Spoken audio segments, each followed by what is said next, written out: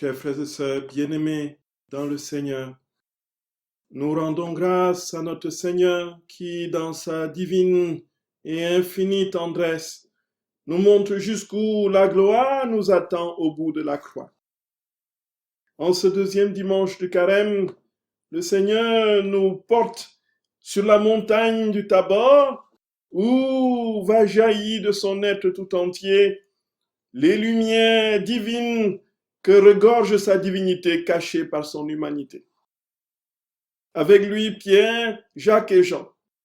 Ils sont dans cette contemplation céleste du divin roi qui bientôt sera meurtri par la méchanceté humaine.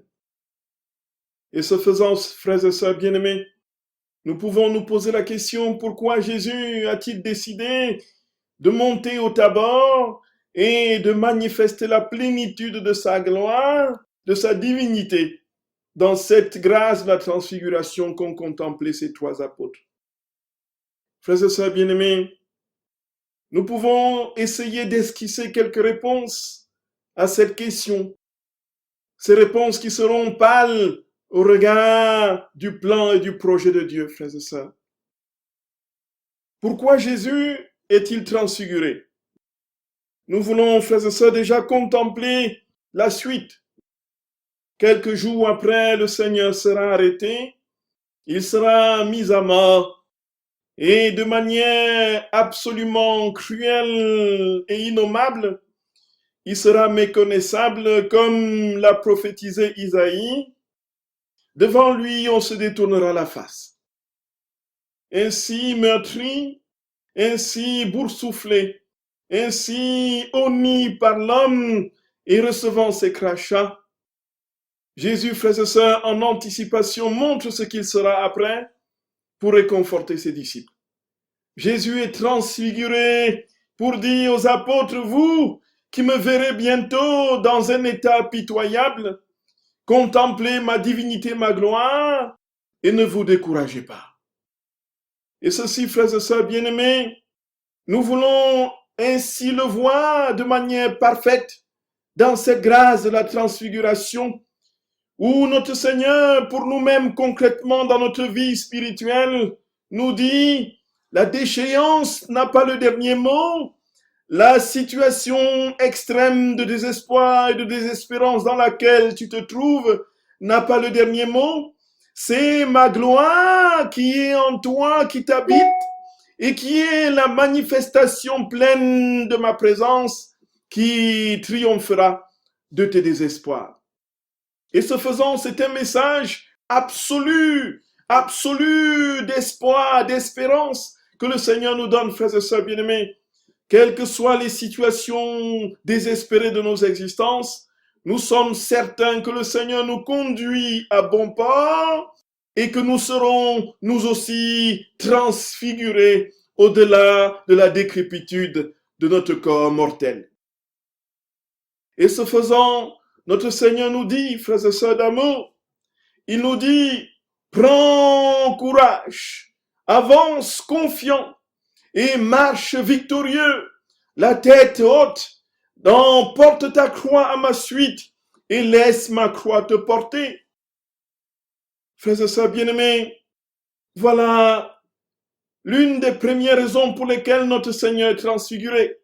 Et peut-être la raison avant la première, c'est bien que notre Seigneur, frères et sœurs d'amour, doit absolument recevoir le réconfort et la force et le soutien de son Père. Il amène sur la montagne et fait descendre les deux patriarches et prophètes, Moïse et Élie, qui s'entretiennent avec lui de sa passion. Ils s'entretiennent avec lui de sa passion pour l'encourager et l'aider à monter au calvaire pour le salut de l'humanité. Et dans cette consolation du Père par les patriarches et prophètes, frères et sœurs d'amour, nous voulons contempler la consolation des âmes énamourées, des âmes qui aiment notre Seigneur et qui se sont données entièrement à lui et qui désormais sont eux aussi capables de soulager, de consoler notre Seigneur dans sa souffrance. Jésus aujourd'hui encore souffre. et souffrant, frères et sœurs d'amour, il nous dit, j'ai besoin de toi, mon enfant, constitue-toi en Simon de Cyrène, viens m'aider à prendre ma croix, et lorsque tu auras manifesté un seul instant dans ma propre vie un peu de compassion pour moi, ce sera moi-même qui me rejaillirai en toi et qui me donnerai aux autres dans la vie que je produirai en toi. Et ce que je veux de toi, c'est que tu sois comme moi, entièrement et parfaitement dans ma lumière. Consoler le Seigneur, frères et sœurs bien-aimés, c'est lui donner l'occasion de nous consoler. Consoler le Seigneur, c'est lui donner l'occasion de nous porter à travers les épreuves. Et la consolation du cœur de Dieu, ce sont les réparations que nous pouvons faire dans sa divine volonté, que nous pouvons manifester par notre action de grâce, notre adoration, notre amour, et ceci avec sa propre voix et dans sa propre humanité, pour qu'il reçoive soulagement et consolation, comme les patriarches Moïse et le prophète Élie l'ont fait pour lui, envoyé par le Père. Frères et sœurs d'amour, c'est une grâce, un signe de comprendre, de croire que notre Seigneur, frères et sœurs bien-aimés, est à notre portée et que nous pouvons le tenir dans nos bras pour lui dire « Courage Seigneur, courage, que les offenses qui te sont faites, je vais avec toi, je compte avec toi les réparer et les porter. Seigneur, avançons, avançons, ayons le regard fixé sur l'unique objectif qui est le salut de l'humanité, qui est la divinisation de toute la création et la transfiguration de tous les êtres que tu as créés par amour. » Frères et sœurs bien-aimés, voilà une joie inouïe qui gagne le cœur du chrétien lorsqu'il contemple ce grand mystère. Jésus est consolé par son Père par le moyen de Moïse et Élie. Et ensuite, frères et sœurs, comme nous l'avons dit déjà, il nous donne à nous aussi de comprendre que la croix bientôt ne sera plus que l'étendard de la victoire et qu'elle ne sera pas le poids qui écrase et anéantit comme les bourreaux romains l'avaient conçu. Et enfin, frères et sœurs d'amour, pourquoi Jésus est-il transfiguré? Jésus est transfiguré, frères et sœurs bien-aimés, pour nous donner de comprendre que notre transfiguration est proche. Le Seigneur nous dit, frères et sœurs, que dans sa vie divine, nous sommes toujours plus semblables à lui et que ce vivant en nous pleinement, il nous donne les arts, il nous donne les prémices du ciel et établit déjà d'une manière parfaite et glorieuse son ciel dans nos âmes. Il nous donne de comprendre que notre vie ne sera jamais véritablement la sienne que lorsque nous aurons tout donné, comme nous l'avons entendu dans la première lecture, tout donné, y compris ce qui nous est le plus cher, comme Abraham a donné son fils, tout donné, y compris notre vie. Frères et sœurs bien-aimés, sacrifier, si nous le demandons notre vie, pour recevoir sa vie divine. Le sacrifice d'Abraham, en fait, frères et sœurs bien-aimés, c'est le sacrifice de sa volonté propre. Il a aimé et chéri Isaac. C'était le fils de la promesse. Il avait tout donné pour avoir cet enfant. Et il avait cru en la promesse de Dieu. Quand Dieu le lui demande, frères et sœurs bien-aimés, il le lui donne sans hésiter, nonobstant l'irrationalité de cette demande.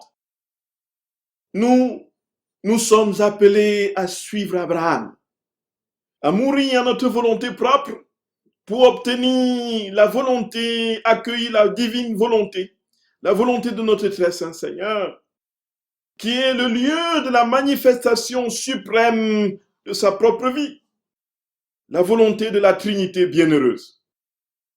Et ce faisant, frères et sœurs bien-aimés, le Seigneur nous dit que si nous donnons tout nous serons nous aussi comme lui transfigurés. Et cette transfiguration sera la manifestation parfaite de sa vie en nous, déjà dès ici-bas. Parce que nous serons un avec lui, triomphant de toutes les situations de désespérance et de mort, et que notre corps désormais sera un corps glorieux, le corps spirituel qui est porté au tréfonds de notre humanité. Et cette divinité, frères et sœurs bien-aimés, que le Seigneur veut inséminer en notre âme pour que nous soyons en tout semblables à lui. Il nous dit que nous serons nous aussi désormais transfigurés. Il annonce et prépare notre transfiguration par sa transfiguration au Tabor. Voilà, frères et sœurs bien-aimés, les grâces insignes de ce jour. La croix est le strapontin de la victoire chrétienne. La croix est le terreau de la grâce, de la surabondance de l'amour. La grâce est logée au cœur de la croix, la grâce de la joie. Frères et sœurs bien-aimés, la grâce de l'amour infini, de la sainteté, la grâce de toute cette infusion de l'âme dans la vie divine, la grâce d'être un petit Dieu. Voilà, frères et sœurs d'amour, ce qui nous est ainsi communiqué par la transfiguration et pour lequel nous balbutions de manière maladroite. Offrons nos vies au Seigneur, frères et sœurs bien-aimés, manifestons-lui notre tendresse et notre amour infini jusqu'au sacrifice de ce qui nous est le plus précieux pour accueillir sa vie divine et vivre de sa présence dès ici-bas pour que notre terre devienne le ciel jusqu'à la consommation des siècles. Qui nous garde dans cette ferme espérance et qui nous bénisse au nom du Père et du Fils et du Saint-Esprit. Amen. Soyez bénis, frères et sœurs.